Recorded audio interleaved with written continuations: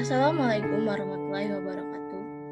Nah, kali ini video saya hanya untuk memenuhi tugas mata kuliah karya tulis ilmiah dengan dosen pengampu Bapak Dr. Mas Agus Muhammad Ibrani, MSI, dan Ibu Nika Anggraini, MSc.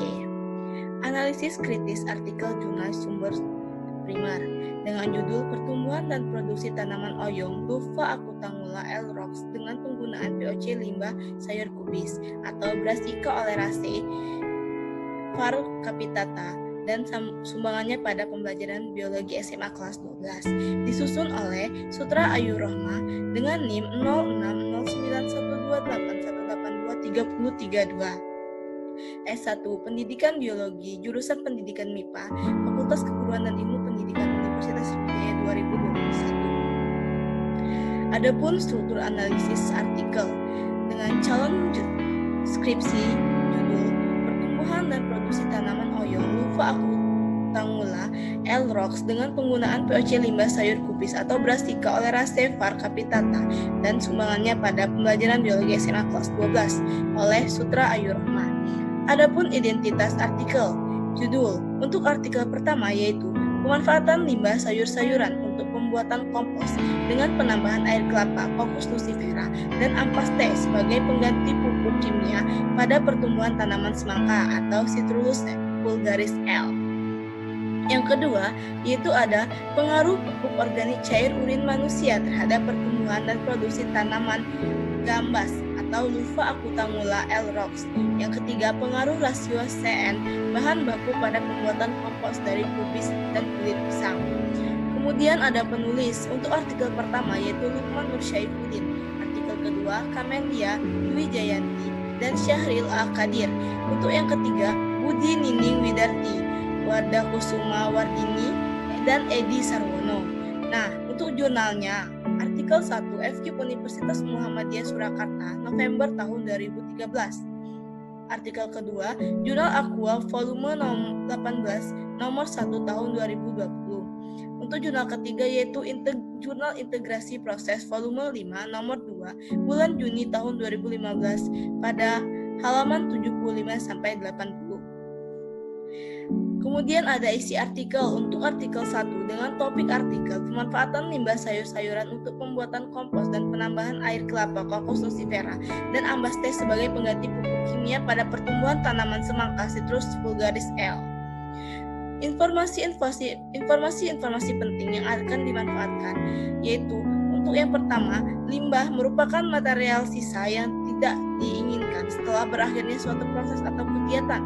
Limbah menjadi sumber pencemaran lingkungan karena menimbulkan bau tidak sedap dan dapat mencemari air, tanah, dan dipandang secara estetika mengurangi keindahan lingkungan. Sedangkan pemanfaatannya, informasi ini memperkuat mengapa perlu dilakukannya pengolahan limbah yang berdampak negatif terhadap keindahan lingkungan. Dan informasi ini mendukung latar belakang bagian limbah bab 1 dan kajian pustaka bab 2. Yang kedua, yaitu pengolahan limbah padat berupa sayur-sayuran ini diperlukan. Salah satu cara untuk mengolah limbah padat ini adalah dengan cara pembuatan pupuk kompos. Sehingga pemanfaatan informasi ini menunjukkan cara terbaik untuk mengolah limbah, sehingga mendukung latar belakang bagian limbah di bab 1. Adapun yang ketiga, yaitu penggunaan pupuk organik banyak dimanfaatkan karena mempunyai 3 keuntungan, yaitu keuntungan bagi lingkungan, tanah, dan bagi tanaman. Kompos sangat membantu dalam penyelesaian masalah lingkungan, terutama pada sampah. Nah, pemanfaatan informasi ini menunjukkan keuntungan dengan menggunakan pupuk organik. Hal ini akan menunjang kaitan dari informasi ini akan diletakkan pada latar belakang bab 1. Kemudian yang ketiga yang keempat yaitu ada limbah sayuran berpotensi sebagai pengawet maupun sebagai starter fermentasi karena memiliki kandungan asam tinggi dan mikroba yang menguntungkan.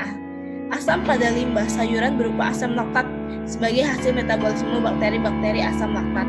Informasi ini menunjukkan kandungan yang terdapat pada limbah sayuran. Informasi ini akan mendukung pada kajian pustaka bab 2. Adapun pertanyaan atau hal-hal yang belum jelas terkait pemanfaatan, sebagai berikut. Pada jurnal ini dijelaskan bahwa bagi tanaman, kompos dapat menambah unsur hara dan dapat memperbaiki struktur dan tekstur tanah. Kemudian menyimpan air. Dengan demikian, semakin baik kualitas tanah dan didukung dengan unsur hara yang mencukupi, maka tanaman akan menghasilkan produksi yang optimal. Jika semua sudah terpenuhi, apakah ada kemungkinan tanaman akan menghasilkan produksi yang tidak optimal? Nah, untuk artikel kedua dengan judul artikel pengaruh pupuk organik cair urin manusia terhadap pertumbuhan dan produksi tanaman gambas atau Lupha acutangula L. Rox. Adapun informasi-informasi penting yang dapat dimanfaatkan, yaitu yang pertama, gambas atau Lupha acutangula L. Rox merupakan tanaman yang termasuk dalam famili Cucurbitaceae. Tanaman gambas ini dikenal dengan nama lain, antara lain sesuai dengan judul, yaitu oyong, Chinese okra, spongourt, redgrowth, dan Cinquefolia towelspongs. Nah, buah gambas dikonsumsi saat muda, sedangkan ketika sudah tua dapat digunakan sebagai pengganti spons cuci peralatan rumah tangga karena seratnya cukup kuat. Nah, pemanfaatan informasi ini untuk memperkuat pengetahuan tentang gambas atau oyong yang dapat dikonsumsi dan dapat digunakan sebagai peralatan rumah tangga. Sehingga informasi ini mendukung latar belakang bab 1 dan kajian pustaka bagian gambas atau oyong di bab 2. Lalu untuk yang kedua, yaitu perubahan gaya hidup masyarakat yang lebih mengarah pada gaya hidup sehat, menyebabkan konsumsi sayuran mengalami peningkatan. Sayuran menjadi salah satu menu penting sehari-hari karena menjadi sumber vitamin, mineral, dan sumber serat alami. Tanaman gambas memiliki nilai gizi yang tinggi karena kandungan nutrisinya yang beragam. Sehingga informasi ini menunjukkan bahwa tanaman gambas memiliki nilai gizi yang tinggi sebagai sayuran yang sering dikonsumsi masyarakat. Informasi ini mendukung latar belakang bagian bab 1. Kemudian yang ketiga, yaitu ada ekstrak gambas mengandung karbohidrat, gula reduksi, alkaloid, saponin, steroid, glikosida, senyawa fenolik, flavonoid, quinin, tanin, dan lignin. Sedangkan buah gambasnya mengandung serat kasar, vitamin B, kalsium, zat besi, dan magnesium. Informasi ini memperkuat pengetahuan tentang gambas dan kandungannya, sehingga informasi ini mendukung kajian pustaka bagian gambas di bab 2.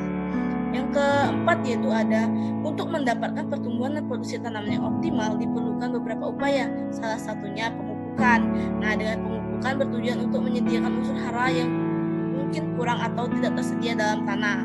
Salah satu pupuk yang dapat dimanfaatkan adalah pupuk organik, karena selain dapat menambah ketersediaan unsur hara dalam tanah, pupuk organik juga dapat memperbaiki sifat fisik maupun biologis tanah serta mendukung pertanian berkelanjutan.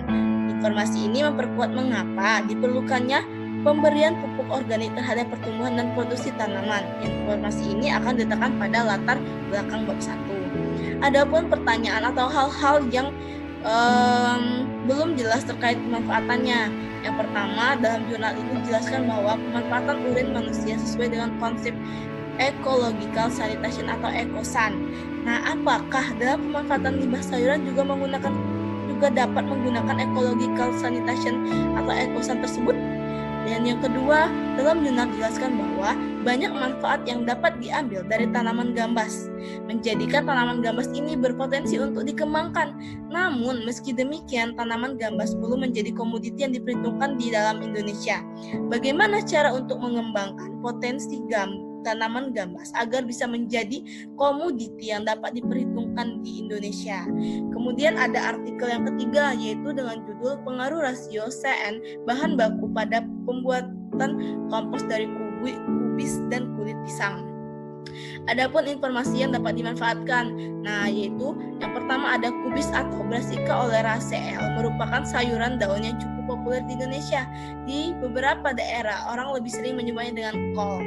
Dan dalam nama ilmiah, kubis ini diberi Brassica oleracea. Kubis memiliki ciri khas yaitu membentuk crop.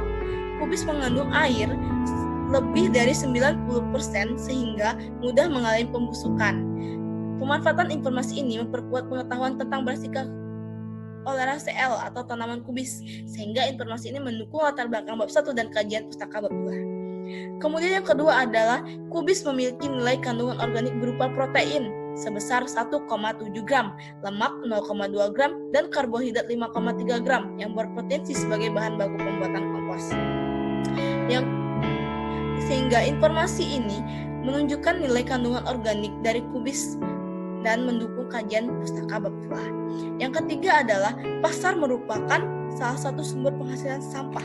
Sampah yang dihasilkan dari pasar sebagian besar adalah sampah organik. Salah satunya berupa sayuran kubis.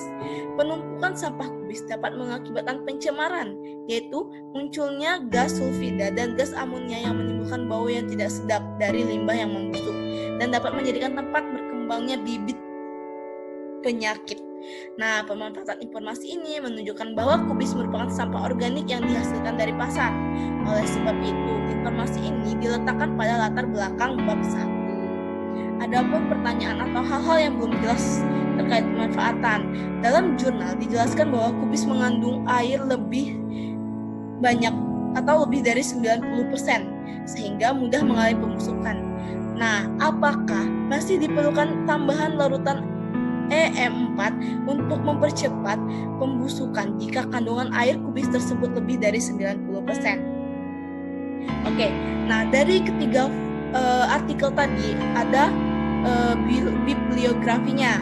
Nah, untuk artikel itu Syaifuddin LN tahun 2013 pemanfaatan limbah sayur-sayuran untuk pembuatan kompos dengan penambahan air kelapa atau komposisi tera dan ampas teh sebagai pengganti kimia pada pertumbuhan tanaman semangka atau Citrus vulgaris L.